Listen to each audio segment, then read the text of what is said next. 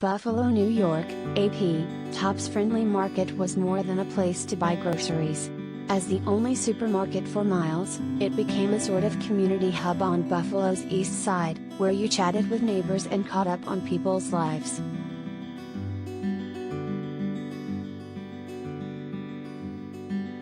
It's where we go to buy bread and stay for 15-20 minutes, because if you just go in for a loaf of bread, you're going to find 4 or 5 people you know. We're going to have a couple of conversations before you leave, said Buffalo City Councilman Ulyse, who represents the struggling black neighborhood where he grew up.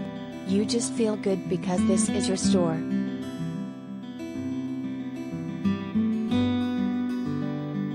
Now residents are grieving the deaths of 10 black people at the hands of an 18-year-old white man who drove 3 hours to carry out a racist, live-streamed shooting rampage in the crowded supermarket on Saturday.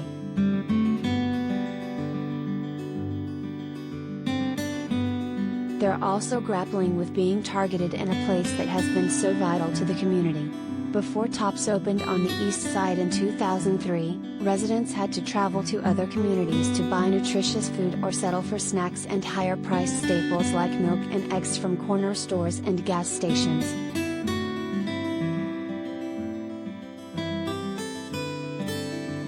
The fact that there are no other options lays bare the racial and economic divide that existed in Buffalo long before the shooting.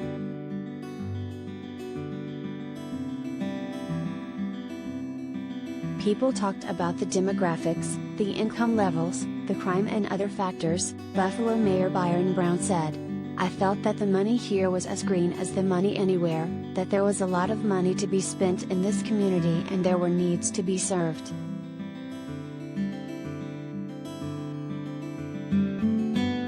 Wingo said it was no accident that the gunman chose the store to carry out the shooting.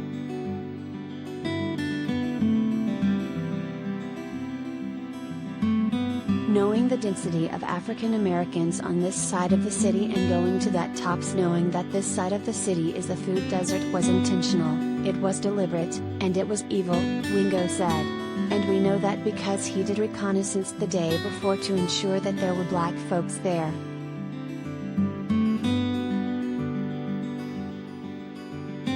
Tops said Wednesday its store remains under active police investigation.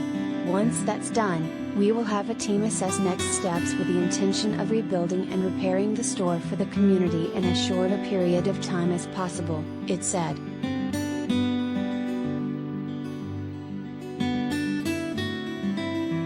In the meantime, Tops and others are working to make sure residents don't go without.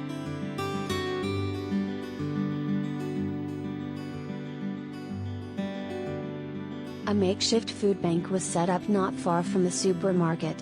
The Buffalo Community Fridge received enough monetary donations that it will distribute some funds to other local organizations. Tops also arranged for a bus to shuttle East Side residents to and from another of its Buffalo locations.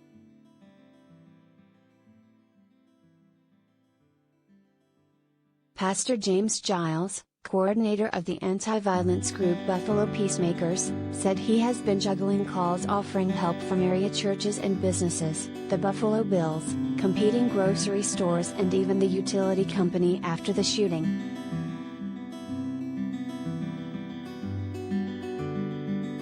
"I want us to be the city of good neighbors. And I do hope that we aspire to live up to that nickname," Giles said. "But I feel like we can't get there until and unless we tell the truth about the white supremacy and racism that is already present in our town."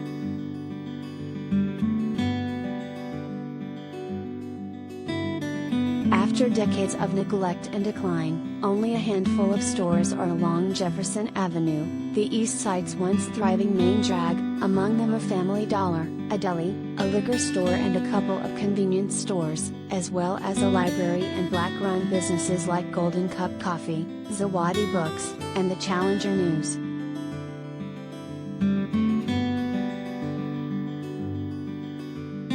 Jillian Hainsworth, 29, who was born and raised there, said construction of an expressway contributed to cutting off the neighborhood, with drivers passing underground without ever having to see it.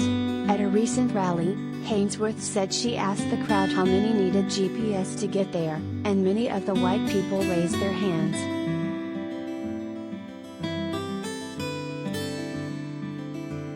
"A lot of people who talk about Buffalo don't live here," said Hainsworth, the city's poet laureate and director of leadership development at Open Buffalo, a non-profit focused on social justice and community development.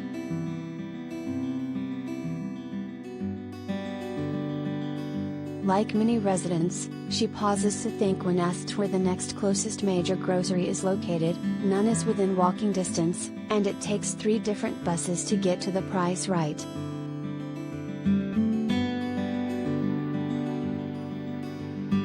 Before Tops opened on the east side, residents, lawmakers and other advocates pushed for years for a supermarket after groceries and other stores closed in the neighborhood's Central Park Plaza, Wingo said.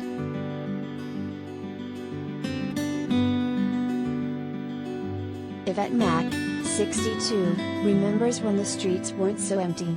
But when she was around 15 or 16, she noticed places going out of business.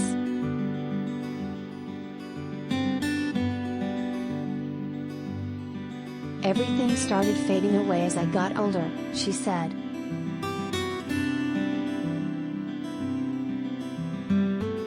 Eventually she moved downtown but came back to the east side in 2020, happy that a supermarket had returned.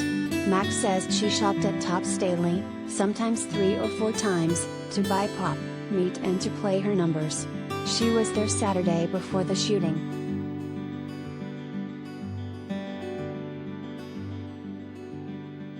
Now, she is not sure she can go back once the store reopens, but hopes community conversations lead to more businesses on the east side.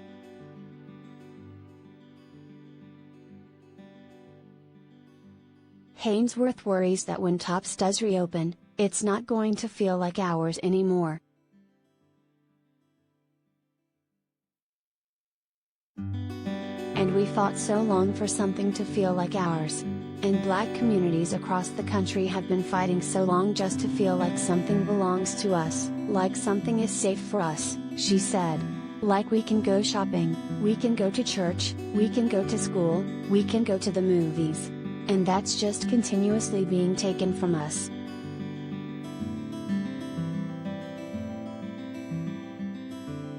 _